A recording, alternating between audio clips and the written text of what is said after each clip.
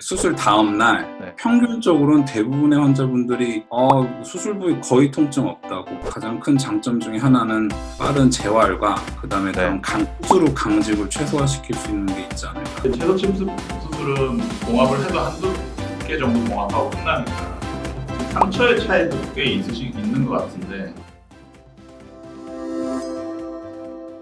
안녕하세요. 네, 안녕하세요. 오늘 저희 유튜브 영상은 굉장히 또 새로운 포맷으로 한번 잡아봤습니다. 미국 아이오와 대학에서 지금 족부족관절을 이제 담당하고 계시는 이제 이모세 선생님과 같이 얘기를 나눠보고자 합니다. 우리 이모세 교수님은 한국에 이제 계실 때 우리나라에서 그 채소 침습 이제 경피적 무지해반증 수술을 처음으로 이제 시작하시고 학회 발표도 하신 분이시고요. 다른 선생님들께도 많이 가르쳐 주시는 그런 역할을 하고 계셔서 저도 말씀을 많이 들었고, 오늘 이 시차가 있지만 좀 모시기 위해서 굉장히 부탁을 많이 드렸습니다. 오늘 자리해 주셔서 감사합니다. 네, 일단 초대해 주셔서 감사하고요. 뭐 부족하지만 제가 도움이 될 수 있는 정보를 드릴 수 있도록 노력해 보겠습니다. 우리 무지해반증 수술은 보통 100가지가 넘는다고 흔히 알려져 있을 정도로 수술하는 의사마다 다 다른 방법을 하고 있는데, 그 채소 침습 무지해반증 수술을 처음 시작하시게 된 어떤 계기가 있으신가요? 네. 제가 이거를 이제 어느 정도 확신을 갖고 처음 시작하고 선택을 하게 된 이유는, 이제 다양한 선생님들 수술 보고 이제 외래를 보다 보면은 이게 좀 극명하게 차이가 제가 이제 느껴지더라고요. 왜냐면 제 수술을 하면서도 느꼈지만은 이게 채소 침습 수술로 수술 받은 환자분들과 기존에 고식적으로 어느 정도 많이 열고서 이제 수술했던 부위를 분들을 외래에서 보면은 환자들의 만족도 차이나 그다음에 회복도, 그다음에 수술 후 통증, 이런 게 차이가 너무 극명하게 이제 어느 정도 경험 있는 정형외과 의사가 봐도 차이가 느껴질 정도로 그런 게 보였기 때문에 이제 마음을 먹고 시작을 하게 됐었죠. 그 환자분들 만족도 확실히 좀 차이가 나시나요? 제가 가장 큰 차이 느꼈던 거는 이제 수술 다음 날 평균적으로는 대부분의 환자분들이 수술 부위 거의 통증 없다고, 그런 식으로 표현한 분들의 포션이 한 제 생각에는 50%는 되는 것 같고요. 물론 이제 절개가 워낙 작기도 하지만은 환자분들이 심리적으로 약간 그런 본인들의 그런 생각이 있어서 그럴 수도 있는 것 같기도 하고. 그럴 수도 있겠네요. 저도 환자분들이 이제 채소 침습 수술하고 나면 주변에 자랑을 되게 많이 하세요. 제가 봤을 때 가장 큰 차이는 결국 통증인 것 같고요. 수술 직후의 통증과 그 다음에 어느 정도 일상생활이 가능할 때까지 이제 깊이 있는 연부 조직이 아무는데도 이제 미세한 통증이 꽤 남아있잖아요. 근데 그 정도도 좀 떨어지는 것 같고요. 본인들이 통증이 덜하니까 본인들이 움직이는 재활 운동을 좀 빨리 시작할 수가 있는 것 같고요. 재활 운동을 빨리 시작한다는 거는 그만큼 수술 후 이제 흉터 조직이 생겼을 땐 강직이 후유증으로 남을 수 있는데 그 확률도 좀 떨어뜨릴 수 있는 것 같고요. 제 개인적인 느낌은 그렇습니다.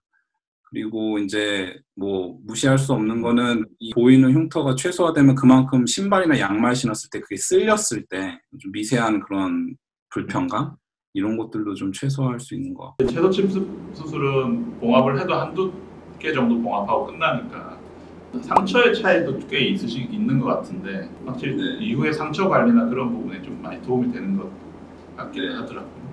제가 봤을 때는 채소 침습 무지해반술의 가장 큰 장점 중에 하나는 빠른 재활과 그 다음에 그런 수술 후 강직을 최소화시킬 수 있는 게 있지 않을까. 저도 거기에 굉장히 이제 공감을 하고, 우리 환자분들이 보시기에 그러면 단점은 어떤 게 있을지.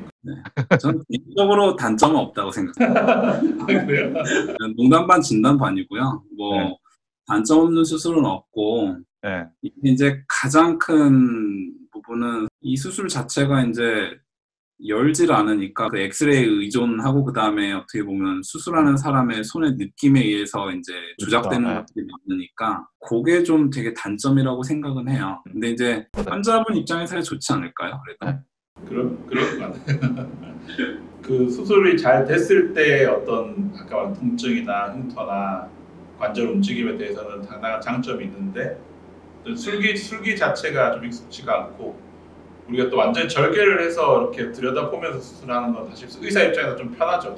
좀 쉽고 실제 열어서 보지 않고 엑스레이와 어떤 의사의 그런 손맛에서 이런 것들을 조금 그런 게 조금 이렇게 가미가 많이 되다 보니까 그런 부분들이 좀 단점이라면 단점일 수도 있긴 하겠네요.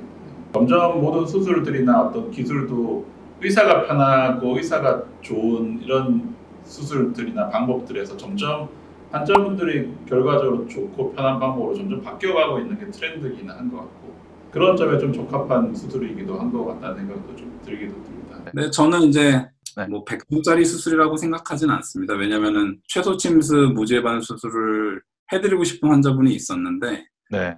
이제 여러 가지 환자 요인에 의해서 네. 못 해드리고 그냥 기존에 열어서 하는 네. 그런 수술을 한 적도 있거든요. 그러니까 네. 이게 뭐 100점짜리 무조건 모든 분들에게 다 맞는 수술이라고 얘기하는 건 어폐가 있는 것 같고요.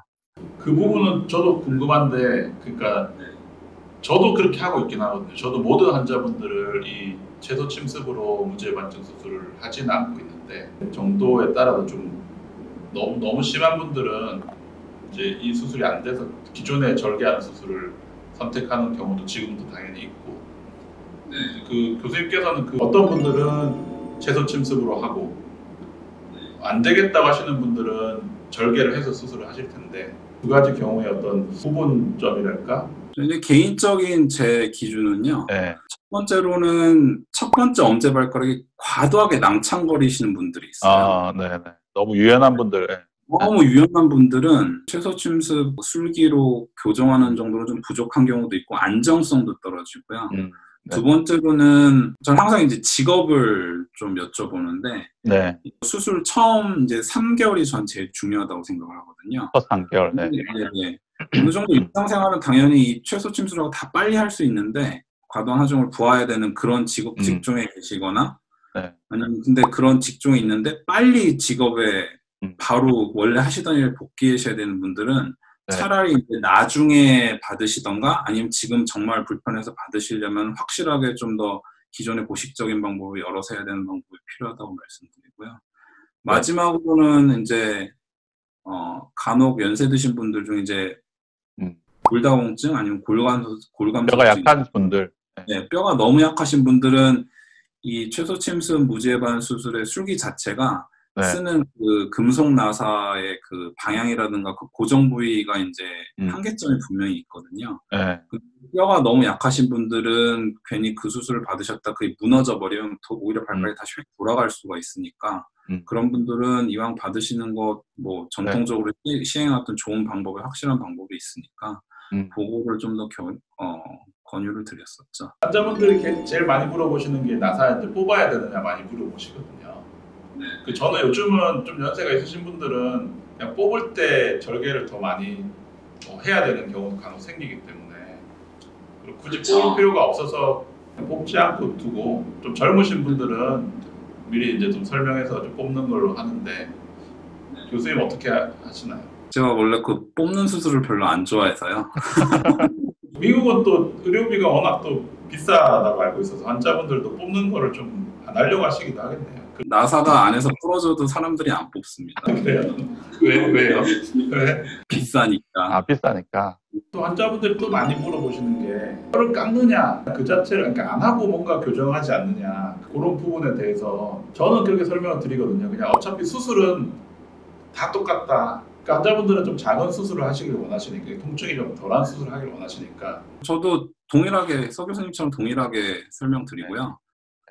엑스레이나 안에서 발 안에서 일어난 작업은 기존에 고식적으로 열어서 했던 수술과 똑같은 그런 모든 작업을 일어나지만 발달된 수술 기구 자체 들어가는 게 이제 구멍만 뚫어서 하니까 겉으로 드러나는 게 좀 적은 거죠. 네. 통증이 작은 이유는 우리 몸에 통증을 느끼는 감각기관은 뼈를 싸는 막에서 통증을 느끼는데 열어서 절개를 하면 그 골막을 상당 부분 벗겨내고 절골을 하다 보니 똑같은 절골을 하더라도 골막을 다 벗겨내고 우리가 수술을 하는 거하고 골막을 그대로 두고 이제 절골만 하고 하는 경우가 환자분들이 수술 이후에 통증에 많은 차이가 있다. 저는 그렇게 설명드리기 다른 이유가 있을까요? 소 교수님처럼 과학적으로 설명드리지 않고요. 그냥 쉽게 네. 바늘로 찔렸을 때는 사람들이 따끔하게 통증 느끼고 한 10분 지나면 없어지잖아요.